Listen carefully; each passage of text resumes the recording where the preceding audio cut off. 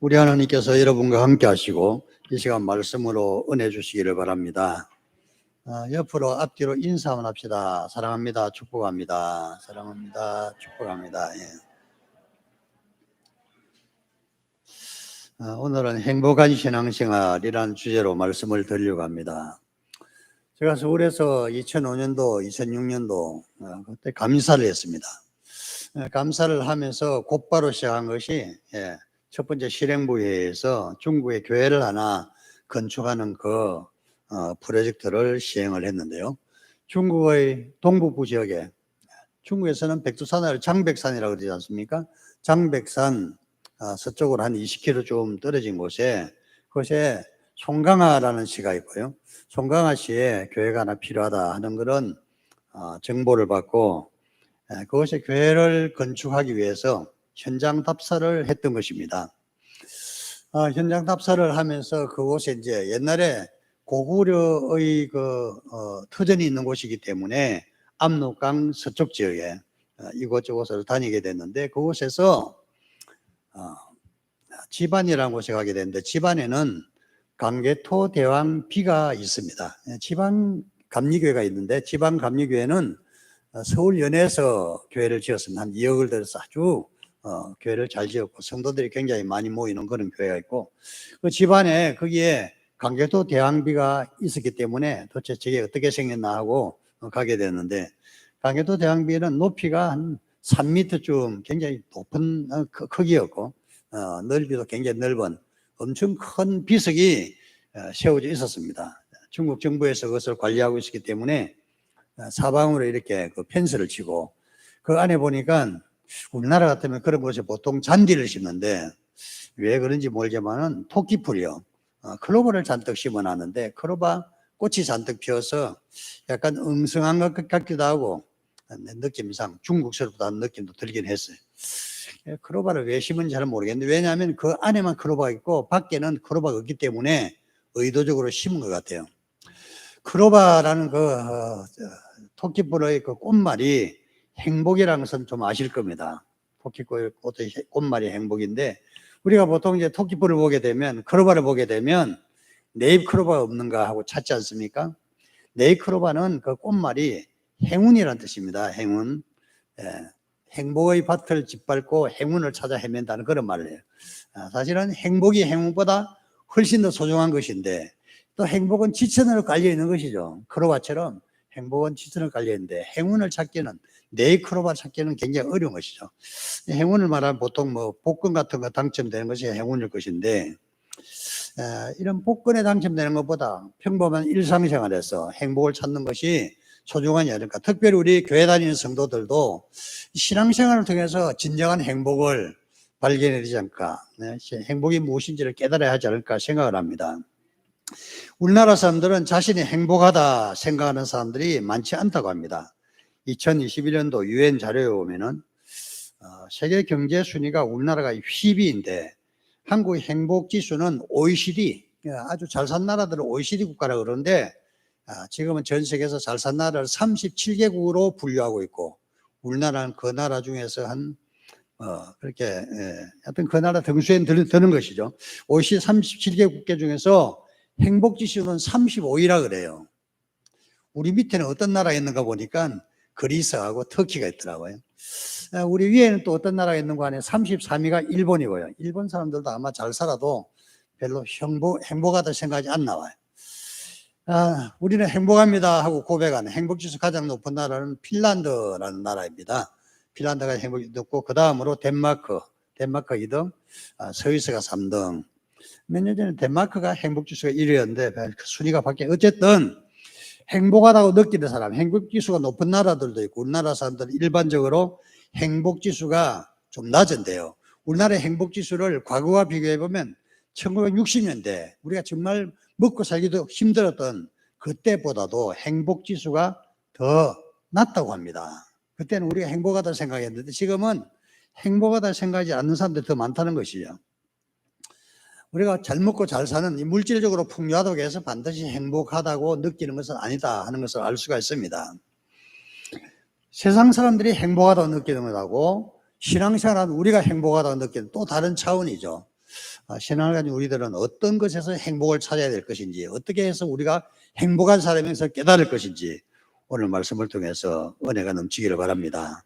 첫째, 우리가 행복하다는 것을 알기 위해서는 하나님 은혜와 사랑을 깨달아야 한다는 것입니다. 하나님 은혜와 사랑을 깨달을 때 나는 행복한 사람이구나 하는 것을 알게 된다고 합니다. 오늘 말씀 4절에 5절에 보면 긍휼의 풍성한 하나님이 우리를 사랑하신 그 큰 사랑을 인하여, 우리를 사랑 그 큰 사랑을 인하여 허물과 죄로 죽은 우리를 살리셨다, 이렇게 말씀하고 있습니다.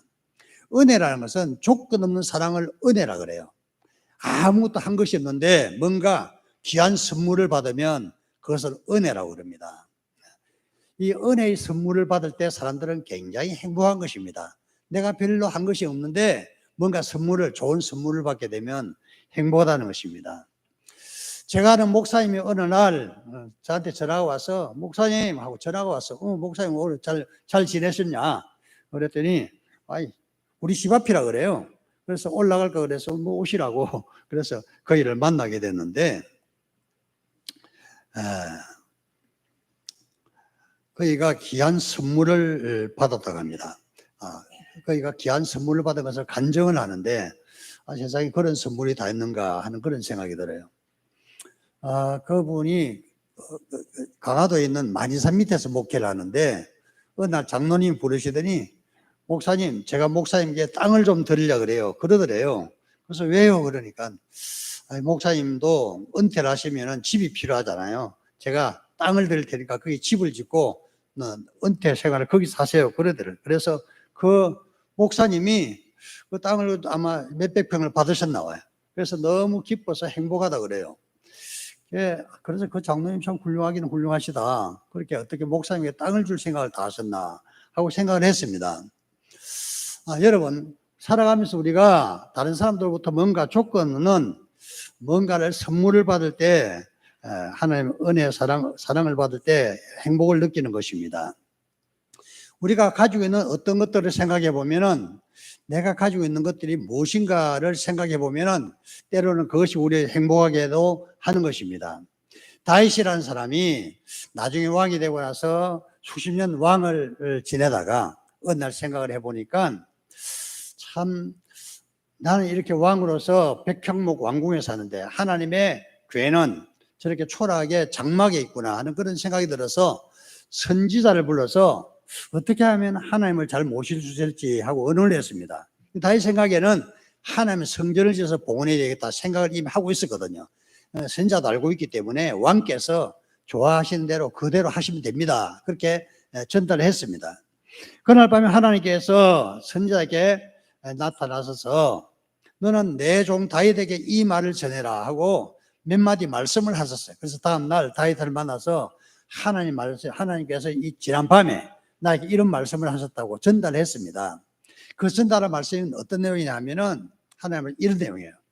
너가 어렸을 때 양치는 목동이었을 때 내가 너를 불러서 이스라엘의 왕으로 선택했다. 그리고 너가 많은 고난을 겪고 왕이 됐을 때 내가 항상 너와 함께해서 너희 나라 다윗의 왕국을 견고하게 세워줬다. 근데 너가 성전을 지을 마음이 있는 것을 보니 내가 정말 감사하게 생각한다. 하나님께서 아주 좀 감동을 하셨다고 그렇게 말씀하시면서 앞으로 너희 왕국이 견고하게 내가 세워줄 것이고 너희 후손들이 대대손손 왕으로 살 수 있도록 해주겠다는 그 말씀을 하셨던 것입니다. 이 말씀을 듣고 다윗이 혼자 하나님 앞에 무릎을 꿇고 하나님 제가 무엇이간데 이렇게 큰 은혜를 베푸셨습니까 하면서 감격하고 감동하여 하나님께 감사하는 고백을 하는 것을 볼 수 있습니다. 다윗이 평소에도 하나님 잘 섬겼지만 하나님 말씀으로 깨우침을 받고 보니까 과거를 돌아보면 한낱 목동이었던 자신을 하나님께서 이스라엘의 주권자로 삼으셔서 오늘날까지 함께 하시고 또 대대손손 다윗 왕국을 이어가게 해주시겠다는 이 말씀이 너무나 감사해서 감격하는 다윗을 볼 수가 있는 것입니다. 여러분, 하나님 은혜에 우리가 깨달을 때 감사하는 마음이 생기고 행복해지는 것입니다. 이 은혜가 충만하시기를 바랍니다. 저녁에 어떤 목사님이 보자 그래서 한번 가게 됐는데 그 목사님을 만나서 제가 요새 뭐 잘 살고 있냐고 물어봤어요. 왜냐하면 그 목사님은 신장 이식 수술을 했기 때문에 정기적으로 병원에 가서 검진을 받고, 그런데 얼마 전에 검진을 받았거든요. 검진을 받을 때마다 굉장히 걱정을 하고 마음의 부담도 많이 가는 것 같더라고요. 그래서 다 괜찮다고 그러시더라고요. 다행이라고, 하나님 은혜네. 그 목사님이 신부전증으로 고생을 하다가 나중에 투석을 하고, 그리고 이제 신장 이식을 받기 위해서 애를 쓰고 기도하는 중에 하나님 은혜로 신장 이식 수술을 받았습니다. 참 신장 이식 수술을 받은 것도 참 감사한 일이죠. 생각을 해보면은 신장 이식 수술 안 해도 되는 우리들이 하나님 은혜가 더 큰 것이고, 또 신장 이식 수술을 받아도 좋고, 지금부터 한 60, 70년 전만 해도 투석이라는 게 없었습니다. 신부전증 걸리면 그냥 생명이 위험했는데, 오늘날에는 신장 혈액 투석이라는 그걸 해서 생명을 연장할 수 있는 것이, 그런 제도도 있으니까 괜찮은 것입니다. 그 목사님 사모님도 몸이 많이 아팠는데 여전히 너무 그냥 그 몸이 아프시더라고. 괜찮냐 물어보니까 살만하다고. 눈이 점점 황반변성이라는 병을 앓고 있는데 눈이 점점 나빠져가요. 거의 실명으로 자꾸 이어가기 때문에 걱정을 많이 하고 있는 걸 제가 잘 알고 있거든요. 그래서 지난번에 안과에 가서 검사를 받아보니까 그래도 아직까지 더 이상 진행하지 않고 있다 그래서 감사하다 그래요. 그 목사님네 교회 이름이 감사한 교회입니다. 감사한 교회. 생각해보면 감사할 게 아무것도 없을 것 같은데, 그 목사님과 사모님은 생명 연장되고 있는 것, 지금 살고 있는 것, 하루를 더 살고 있는 그것이 감사하고 하나님 은혜라는 것이죠. 생각을 해보면은 하나님께서 우리 평범한 일상중에 주신 모든 것들이 하나님 은혜가니까 은혜를 깨달을 때 우리는 감사하는 것입니다. 하나님 은혜를 잘 깨달으시고 정말 감사하시고 행복한 신앙생활 하시기를 주님 이름으로 축원합니다. 두 번째로 생각해 볼 수 있는 것은 우리가 하나님의 구원을 받았을 때 행복한 것입니다. 하나님께서 나를 구원해 주신 것이 세상 그 무엇보다도 감사한 것입니다. 또 고마운 것이고 또 행복한 것입니다. 구원이라는 것이 다양한 의미로 쓰이는데요. 구원이라는 기본적인 의미는 물에 빠진 사람을 건져서 살리는 것, 그 의미가 있습니다. 우리가 영적으로 죽으실 때 예수님이 십자가의 보혈로 구원받은 것, 그것이 감사하고 또 하나님의 은혜라는 것입니다. 그 외에도 우리가 구원받은 것은 다양한데요. 경제적으로 어려울 때, 가난할 때 구원받은 것은 물질적으로 어렵지 않게 되는 것, 이것이 구원이라고 볼 수 있고, 질병에서 구원받는 건 질병이 낫는 것입니다. 자녀 문제가 어려울 때 그 자녀 문제가 해결되건 또 감사하고 구원이라고 볼 수가 있습니다. 구원이라는 것에서 어려운 문제 직면할 때 우리가 그 어려운 문제를 해결하는 것, 그것이 구원이라는 것입니다. 그런데 그 구원이 하나님의 선물이라는 것이죠. 선물이라는 것을 우리가 받았을 때 참으로 행복한 것입니다. 이 선물을 주시기 위해서 예수님께서 십자가 위에서 피를 흘리시고 우리에게 행복을 주시기 위해서 주님께서는 자신의 몸을 주셨던 것입니다. 예수님의 십자가의 보혈로 우리가 구원이라는 선물을 받은 것이었죠. 여러분, 저나 여러분이나 하나님께서 구원해 주신 그 구원의 선물을 깊이 깨달으시고 또 이 은혜가 넘쳐서 행복을 누리고 살아가시기를 바랍니다. 우리 성도님들께 다시 한번 질문해 보겠습니다. 여러분 구원을 받았습니까? 여러분 구원을 받았습니까? 거듭나셨습니까? 거듭난 증거가 있습니까? 사람이 영적으로 거듭나면 거듭난 증거가 나타납니다. 예수님께서 니고데모에게 말씀하시기를 사람이 물과 성령으로 거듭나지 아니하면 하나님 나라를 볼 수 없느니라, 하나님 나라에 들어갈 수 없느니라, 이렇게 말씀하셨어요. 영적으로 거듭난 사람들은 하나님 나라를 볼 수 있다는 것입니다. 여러분 하나님 나라가 보입니까? 하나님 나라가 보입니까? 잘 안 보이시죠? 제가 하나님 나라를 보여드리려고 그래요. 하나님 나라는 뭐냐 하면은 거듭난 사람이 하나님 나라를 볼 수 있는데 거듭나지 않은 사람들은 세상 것만 보여요. 근데 거듭난 사람들은 하나님 나라가 보이는 것입니다. 하나님 나라는 것은 뭐냐 하면은 하나님 나라는 이 땅에 있는 교회가 하나님 나라입니다. 1차적으로. 그러니까 영적으로 거듭난 사람들은 교회가 보이는 것입니다. 교회가 보이는 거예요. 교회 무엇이 보입니까? 교회에서 잘생긴 사람들, 옷 잘 입은 사람들을 보입니까? 그건 진정으로 보는 게 아니에요. 교회에서 주님께 헌신하는 사람들이 보이고, 교회에서 기도하는 사람들이 보이고, 교회에서 헌금하는 사람들이 보이는 거예요. 교회에서 주님께 충수하는 사람들이 보여요. 그 사람들이 보이면 나도 저렇게 해야 되겠다는 생각이 생겨요. 그게 하나님 나라를 보는 거예요. 믿음이 있으면 영적으로 거듭나게 되면 구원을 받은 성도들은 이게 보여야 돼.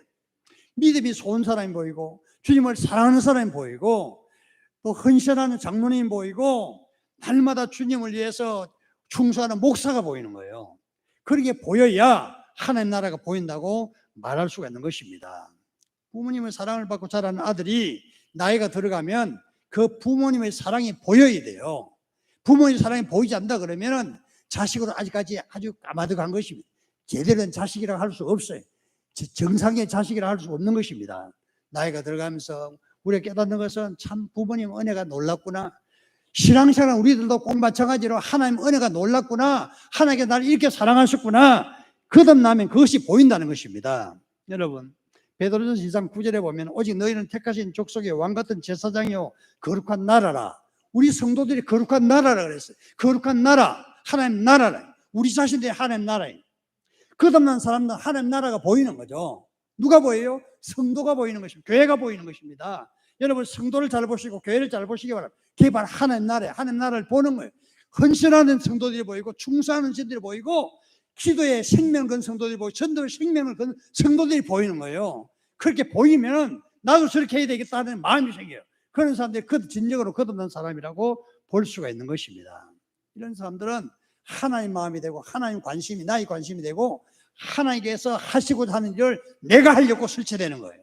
그게 거듭난 사람들, 구원받은 사람들의 모습인 것입니다. 교회를 오래 다녀도 믿음이 자라지 않는 사람들이 계시죠. 오늘 말씀 들으시고 거듭난 사람으로서 하나님 나라를 볼 수 있는 성도들이 되시기를 바랍니다. 누가 봅니까? 바로 하나님의 은혜를 깨달은 사람, 하나님의 선물, 구원의 선물을 제대로 받은 사람이 그것을 깨달을 수 있다는 것입니다. 이 은혜가 우리 모든 성도에게 넘쳐서 행복한 신앙생활 하시기를 우리 주님 이름으로 축원합니다. 기도하겠습니다.